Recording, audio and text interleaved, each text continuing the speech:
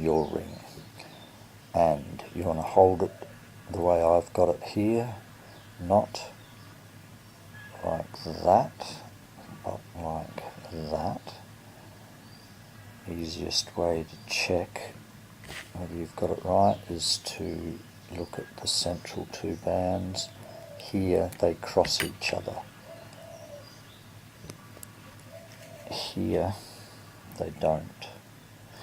So you want that crossover where you can maintain control of it with your left thumb and forefinger, because that's critical to getting this ring together.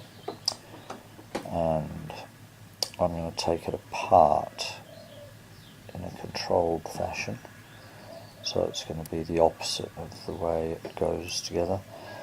This outside pair of bands, band 5 and 6, as you can see from the marks, move first, and if you keep these central ones tightly together like I've got, they can't actually move very far. They're going to rotate, sort of spin out. They can't do that if those are held together, so I need to spread them apart somewhat, at which point there's now enough space for these guys to rotate out, and you might have yourself your first little hiccup, because when you are doing that, it's far from impossible that this crossover here has come out of position. It's easy enough, because it can, that bottom one can just slip a bit out. If it slipped out, then these bands will no longer sit down, and they need to be able to. So it's very simple. You just push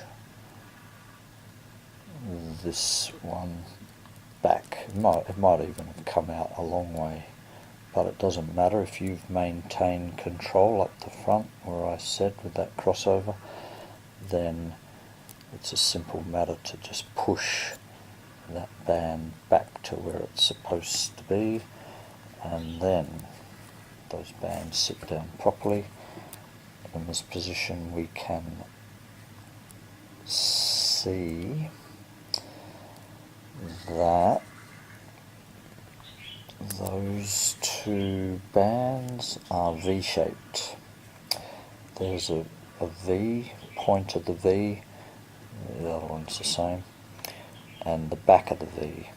The way they are now, those bands are back to back, which is how they need to be. It's how they have to be at the moment, because everything's already come from the assembled state, so they are in the right position. They don't have a choice about being back to back now, but later on when it's all in pieces, they're free to move around wherever they like. They don't need to be, they won't quite possibly be back to back. Back to back's how they need to end up though. So let's just before we do that, you can see that at the moment the left hand band is sitting on top of the right hand band. That won't do. It needs to be underneath. If it's underneath, then, if it's underneath now, by the time you've spun it through, there's an increased chance that it will still be underneath.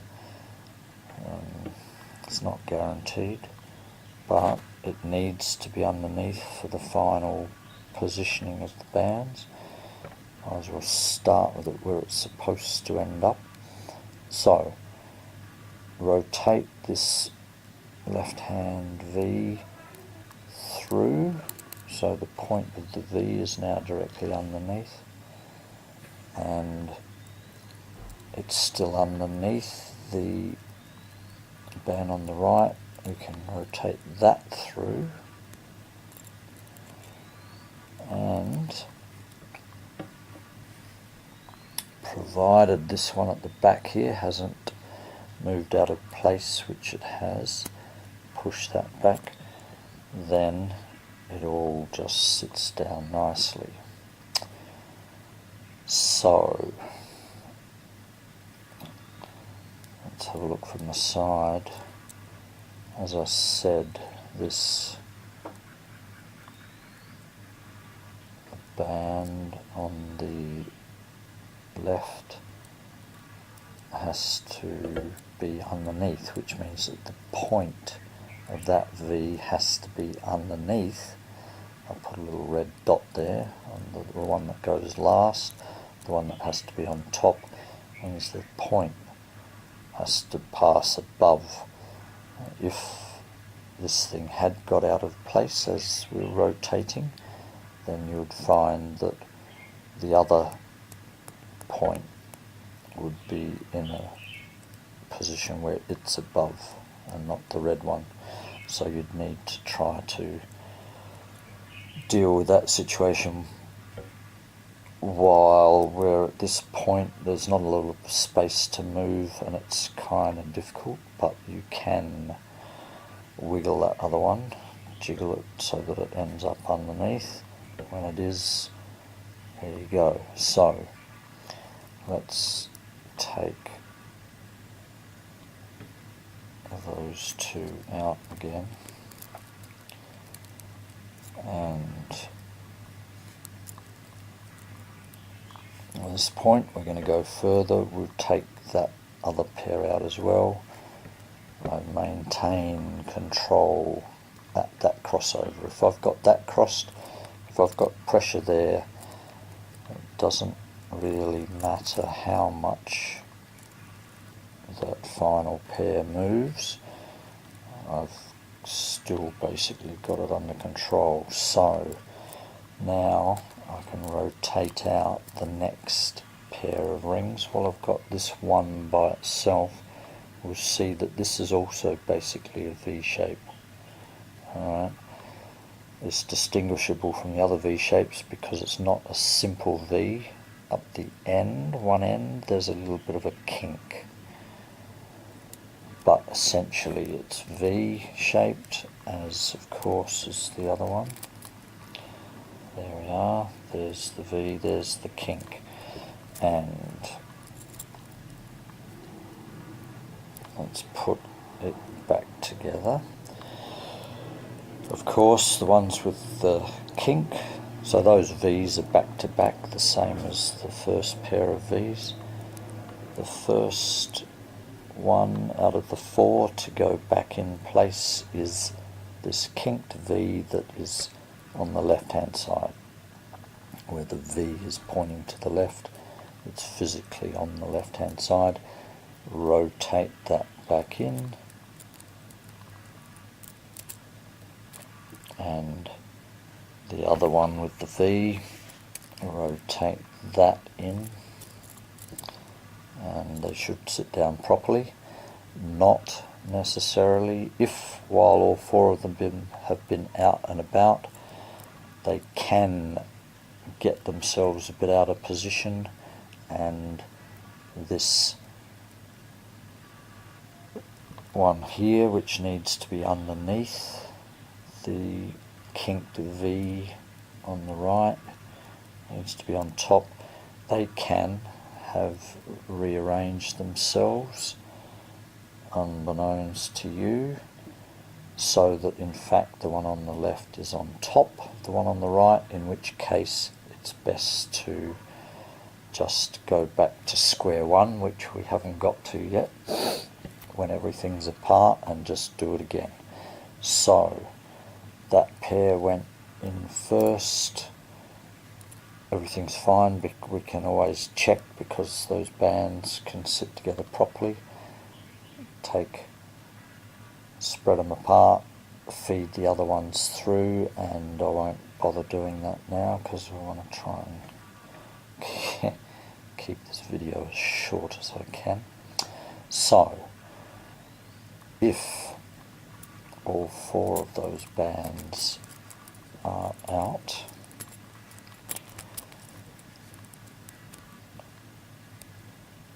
that final pair forms what I call a figure 8 shape, and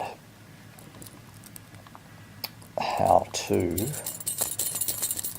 get that figure 8 shape, well,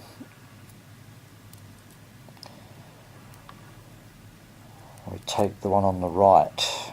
It's on the right at the moment because everything's already been in the correct position. This hasn't had a chance to be anywhere else but on the right. It could, if you've been fooling around with it, it could be on the left, in which case you need to simply move it over physically so that it ends up on the right hand side. This, if we consider that that's a rotating motion, we rotate it clockwise until we can't go any further, at which point I hold it as firmly as I can in place with some more fingers of my left hand, because I need the fingers of my right hand to manipulate this last piece. And it, if you like, rotates in a bit of an anti-clockwise direction, and there's the figure 8 shape. Then we go back to the kinked V, which that isn't, that points to the left. There it is there, and then we'd rotate through and blah blah blah. So, at this point, okay, so here's the nightmare, and we start by finding bands 1 and 2. Make sure they're hanging freely. They go up alongside each other, it doesn't matter how for now, and you're going to be holding those 2 out of the way. I use the middle finger of my left hand, and I hold the non-straight parts, this side of my finger, to keep them out of the way, because it's easier. They don't cause as much trouble if there's only straight bits here where the rest of them are. So, like so, and we need to look at, find the bands, the bands with the kinks, and there they are, and we need to check whether those V's are facing away from each other, as they are in this case, or not. And it can easily be that when you find them, those V's point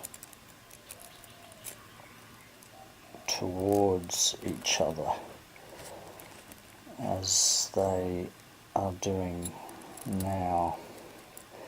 As I said, the fact that there's the other pair in the way makes it harder to kind of see what's going on, but so SARV. So those V's, the points are facing each other. That's no good. If that's the case, then you need to simply take one of those and, leaving everything else where it is, move that across. It hasn't been quite so clear the way I've done it there, but never hurts to check occasionally. You've still got the right pair up there, and you'll find now that the V-shaped, that the kinked V's are in fact, there they are, back to back, and as well as being back to back, those kinks need to be up the top. If I'd started like that, then the kinks are going to be down the bottom, and if that's the case, I need to rotate things 180 degrees, because those kinks need to be up the top. And when I know that the kinked pair is back to back, as it is now, kinked pair is back to back, I've got to check as well that the straight V-shaped bands are also back to back, and they're not. So, as with before, I just take one of them and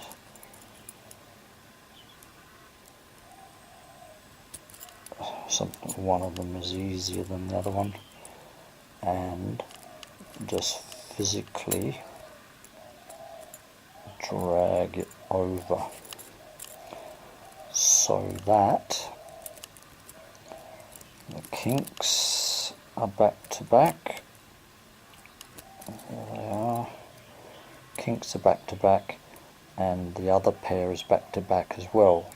And once you've got to that point, you take both of the left facing V's and kind of push them together so the points are pretty much together, and to do the same with the other pair where those points of the V's are together. And at this point you check whether the kinked one on the left is sitting underneath the kinked one on the right, and it is. So I'll change that so you can see what to do if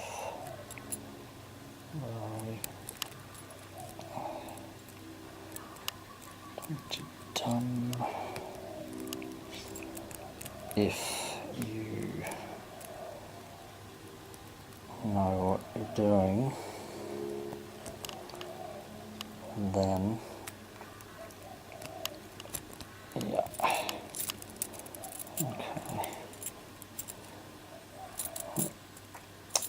okay, kink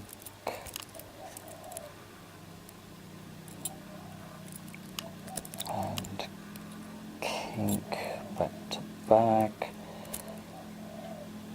non-kinked, and now we've got, oh bugger, still in the right place, isn't it? So, okay, right, so now those bands, when they sit down like that, you'll see that this left hand kinked one is in fact on top of the right hand kinked one. And if that's the case, you keep the kinked ones in hand while, and you let the other pair go, and then this one on the left, you push it through. Now you notice I didn't have to move these bands that are sitting on my finger here. They didn't have to come off to push that one through.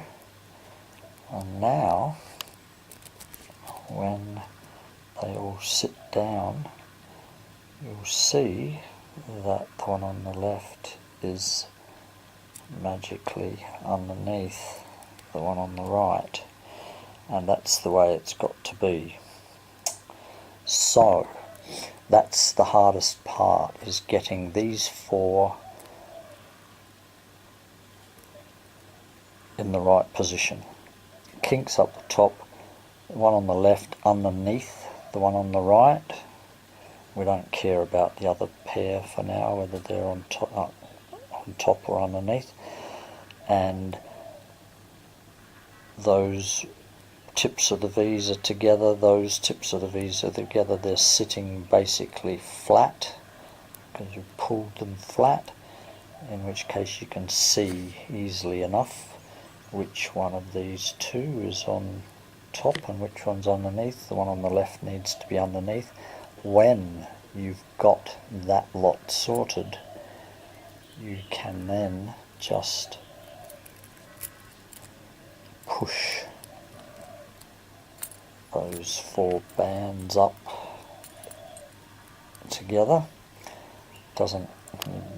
Just mash them up together, and then we focus on the bottom two.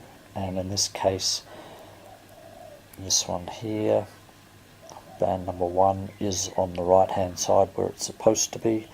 But if it hadn't been, if they're hanging like that, where this one is on the right, you simply drag it over, physically drag it over, and now you've got those two in the correct order. This one, as you've seen before, rotates clockwise until it can't go any further. Hold it in position with some more fingers of your left hand, because you need your right hand to manipulate band number 2, so that little indentation there is where it crosses on top of. Band 1 forms that figure 8 shape, and at that point you then go back to the kinked V that's on the left, and you rotate it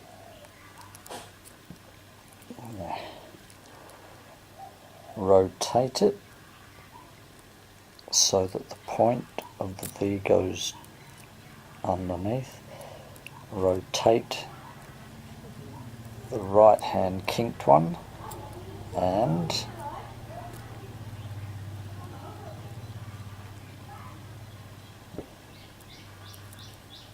there you go. Now, as I've shown before, spread them open a bit so these other two have got room to move into their position, and we have the one on the left sitting underneath the one on the right. Rotate it through,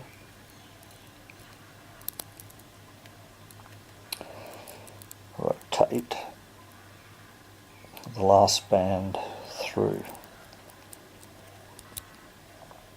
and there you are.